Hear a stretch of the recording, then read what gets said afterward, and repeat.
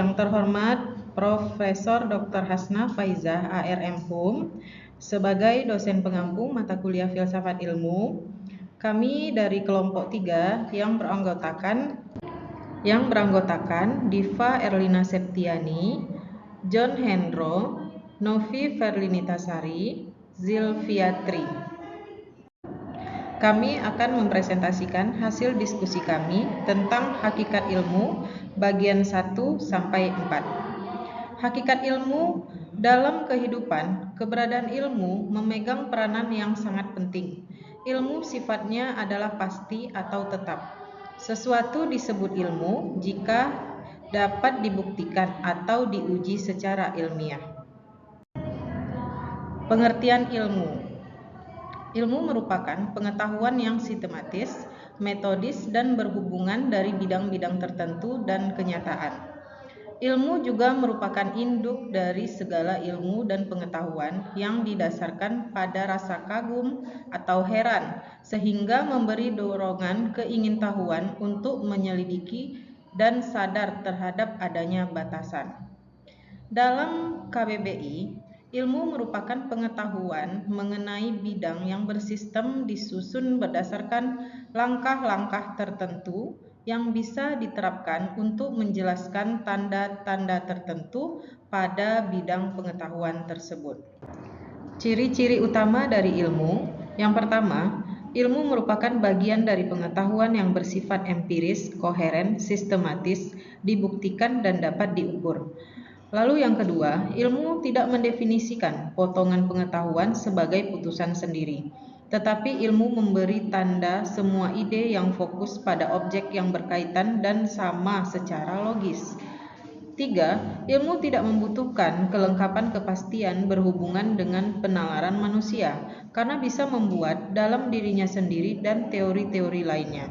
Yang keempat, konsep ilmu adalah gagasan di mana metode dan hasil yang terbukti meski terbuka pada seluruh pencari ilmu.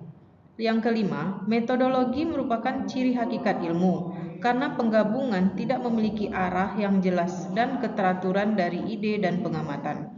Dan yang keenam, dari teori skolatik tentang ilmu menciptakan perbedaan pada objek formal dan material. Baik, selanjutnya ilmu sebagai aktivitas penelitian. Di sini saya akan menjelaskan beberapa hal mengenai ilmu sebagai aktivitas penelitian. Pada hakikatnya, ilmu bukan hanya kegiatan tunggal saja, melainkan susunan kegiatan yang membuahkan rangkaian tindakan dengan sifat pertama, yaitu rasional, yang berarti bahwa ilmu terjadi akibat kegiatan berpikir yang memegang teguh kaidah-kaidah logika. Selanjutnya, kognitif, yang berarti kegiatan mencari tahu dan mendapatkan pengetahuan sehingga mempengaruhi aktivitas keilmuan. Yang ketiga, sifat ilmu sebagai aktivitas penelitian yaitu teknologis, yang berarti meraih kebenaran dengan memberikan penjelasan dan memperoleh pemahaman serta melakukan penerapan melalui pengendalian. Ilmu sebagai aktivitas penelitian dapat dikategorikan sebagai suatu susunan kegiatan yang memiliki langkah-langkah teratur dan tetap, yaitu metode. Dalam kepustakaan asing, proses pemikiran dapat disebut sebagai perkataan atau inquiry, studi, research, atau pursuit demi menanggapi kebenaran, mendapatkan pemahaman, dan memperoleh pengetahuan.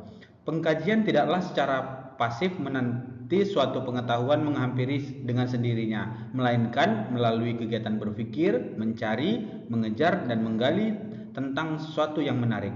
Kegiatan tersebut dalam dunia keilmuan dikenal sebagai penelitian atau research, seperti yang disebutkan oleh JAMA pada tahun 2009. Deretan kegiatan berpikir kognitif dan rasional dengan tujuan mencapai kebenaran, mendapatkan hasil pengetahuan, memberikan penjelasan, memperoleh pemahaman, dan melakukan pengendalian, peramalan, dan penerapan dilakukan oleh seseorang yang tergolong sebagai ilmuwan. Demikian pemaparan saya, akan selanjutnya dijelaskan oleh rekan saya. Terima kasih.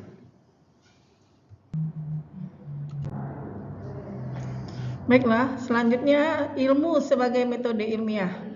Penelitian merupakan suatu deretan peristiwa yang membuat langkah-langkah tertentu, yaitu kumpulan langkah tertib, dan cara yang membuat suatu metode.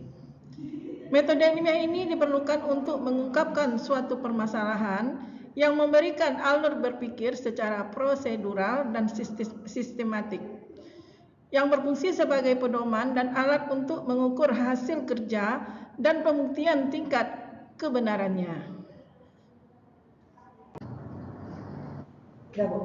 Dan selanjutnya, metode ilmiah ini merupakan langkah-langkah yang membuat tata langkah dan pola tetap dalam proses pelaksanaan penelitian ilmiah. Prosedur yang dianggap sebagai pola-pola dalam metode ilmiah antara lain deskriptif, analisis, pengukuran, penggolongan, survei, dan perbandingan. Untuk langkah pasti yang lazim digunakan adalah yang pertama yaitu penentuan masalah, yang kedua perumusan hipotesis tata langkah. Itulah presentasi saya. Selanjutnya disampaikan oleh rekan selanjutnya. Baiklah, selanjutnya ilmu sebagai pengetahuan sistematis. Para ahli mengemukakan bahwa ilmu merupakan sekelompok sistematis pengetahuan. Ciri sistematis memiliki arti, yakni segala data dan keterangan yang sudah disusun sebagai sekumpulan pengetahuan itu memiliki keterkaitan yang saling bergantung dan teratur. Ilmu sebagai pengetahuan sistematis memiliki ciri-ciri sebagai berikut. Yang pertama, pokok persoalannya berupa konsep secara empiris atau bisa kita sebut pengalaman. Yang kedua, sistematis dan memiliki prosedur, yaitu metode dan teknis. Yang ketiga, ilmu selalu objektif atau sesuai dengan kondisi dan kenyataan. Yang keempat, analisis dan bebas dari prasangka, dapat diperiksa kebenarannya. Yang kelima, ilmu selalu ingin mencapai tingkat kebenaran. Dan yang terakhir, ilmu sifatnya faktual dan penilaian buruk atau baik tidak diberikan pada sesuatu yang ditelaah. Kesimpulannya, ilmu adalah pengetahuan sistematis, metodis, dan berhubungan dari bidang-bidang tertentu. Dengan kenyataan, ilmu juga merupakan induk dari segala ilmu dan pengetahuan yang didasarkan pada rasa kagum atau heran.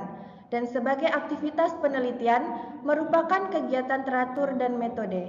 Penelitian merupakan deretan peristiwa yang membuat langkah-langkah tertentu, kumpulan langkah tertib dan cara yang membuat metode.